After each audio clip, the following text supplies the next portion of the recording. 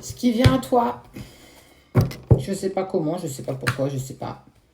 Oh, rencontre forte. Message à venir aujourd'hui.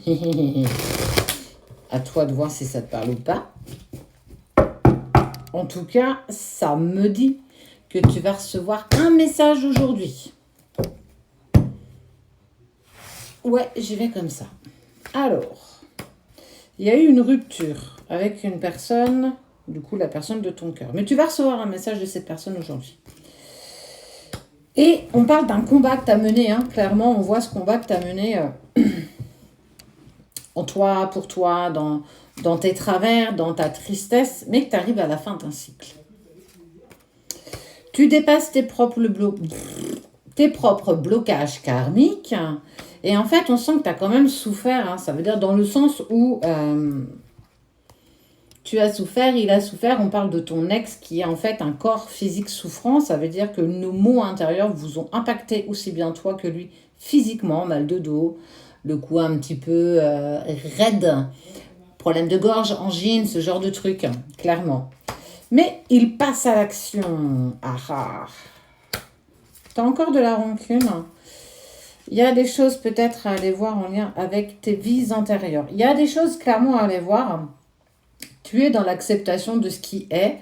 Mais en fait, c'est presque un message qui est clairement pas prévu. C'est un message qui arrive comme ça, comme un cheveu sur la soupe. Tu n'attends plus forcément son retour. Mais il t'a dans la peau, en fait. Tu vois, on parle de corps physique souffrant, mais il t'a clairement dans la peau. Donc, il y a beaucoup d'angoisse quand même. Hein. Mais on vous dit bien que... On parle de... réussite, jugement. Il a été jugé. Il t'a peut-être jugé trop sévèrement. Il a peut-être été trop dur avec toi, en tout cas. Tout ça, toi, t'as mis dans une détresse. Je ressens beaucoup de détresse. Et tu t'es senti bloqué, en fait, malgré cette envie quelque part d'y croire encore. Ce qui est sûr, c'est qu'il passe à l'action. Ce qui est sûr, c'est que tu reçois un message. De quelle manière il va le faire? Pour le coup, ça, c'est peut-être la surprise du jour. On est vendredi 13, donc peut-être qu'il faut que tu penses aussi à ce que... C'est pas toujours un jour négatif, hein. Vendredi 13 peut aussi porter bonheur, bien entendu. Mais en tout cas, on te parle que par la suite, on parle de bonheur retrouvé, de bonheur absolu.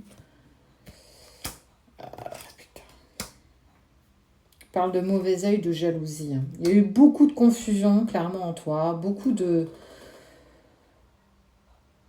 dualité, véritablement. Et peut-être que... Alors ça, je dis bien attention. Ce que je vais te dire, prends ça avec des pincettes. Il y a ce qu'on appelle le mauvais œil. C'est souvent des pensées qu'on amène à une personne et ça devient... En fait, ça vient impacter la personne pour laquelle on avait des pensées négatives. Ça peut être nos familles.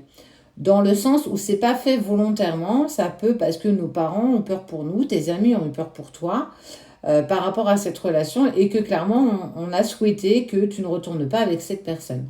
C'est ce qu'on appelle porter le mauvais œil. Mais tu vas vers de l'abondance malgré les fausses paroles. Pour moi, il y a eu ambiguïté quand même avec ton entourage, en lien avec cette relation quand même. Ça se précise, hein, ça se précise. Il y a vraiment quelque chose qui bouge. Mais en fait, parce que tu as toujours eu les réponses en toi. Tu as toujours eu ce truc qui te disait que c'était pas terminé et que ça pouvait pas se terminer. Alors oui, ça t'a blessé profondément. Mais il y a une sensation d'inachevé. Comme si, de toute façon, il allait revenir à un moment ou à un autre. Et on te parle clairement de retombées positives.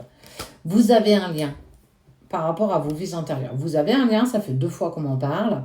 On te dit vraiment peut-être d'aller voir ce côté-là si tu n'y as pas encore été. Tu peux le faire par de la méditation si tu sais déjà méditer. Aller voir ta bibliothèque akashique pour aller trouver les vies antérieures que tu avais déjà avec cette personne qui revient dans ta vie pour débloquer ce qui s'est passé. Si tu ne sais pas faire, fais-toi accompagner d'un thérapeute qui est capable de canaliser tes vies antérieures. Ça, c'est des choses que nous proposons, bien entendu. Mais en tout cas... effectivement, on te dit que c'est pas fini. Mais fais attention à ta famille et à tes proches. Hein, parce que il va falloir que tu fasses le bon choix.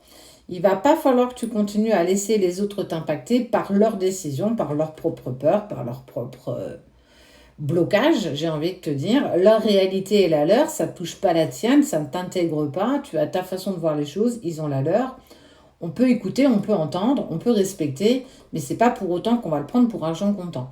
Toi, on te demande vraiment de te positionner en tant qu'individu, en fait, sans l'aide des autres. Parce qu'il y a le retour, en fait, il y a une reprise de communication, il va te contacter de toute façon. Et à ce moment-là, c'est à toi de décider de ce que tu vas vouloir faire. Parce que cette rencontre, elle est forte et on te parle clairement de la croisée des chemins. Il y a toujours de l'amour entre vous, même s'il y a eu des cafouillages clairs entre vous. Est-ce que je dois l'oublier? Est-ce que je dois avancer? Est-ce que je dois accepter son retour? En fait, c'est rigolo parce qu'il y a déjà une vidéo que j'ai postée là-dessus ce matin et ça regroupe beaucoup ça. Il va falloir que tu sois aussi dans l'ouverture de tout ça. Tu es en plein nettoyage, mais à toi de savoir si tu as envie d'accepter son retour, si tu as envie d'avancer sans cette personne, même si elle te contacte en lui disant clairement les choses. Écoute, non, je ne peux pas avancer avec toi, j'ai trop pris, même si vous, on parle quand même d'une rencontre forte, d'amour durable, de croiser des chemins et d'une évidence. Toi seul sais prendre la bonne décision, toi seul sais ce que tu désires et ce que tu veux, et pas ce que tu as besoin, c'est pas la même chose.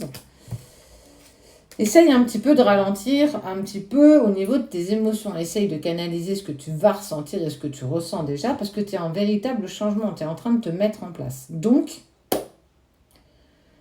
prends le temps. Ce qui est sûr, c'est qu'il te contacte. Ce qui est sûr, c'est que tu vas très très rapidement avoir de ces nouvelles. Prends le temps de digérer ce qui va être dit. Fais attention à ton entourage.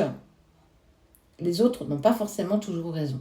Écoute ce qui vibre à l'intérieur de ton cœur et laisse-toi porter par ça et rien de plus.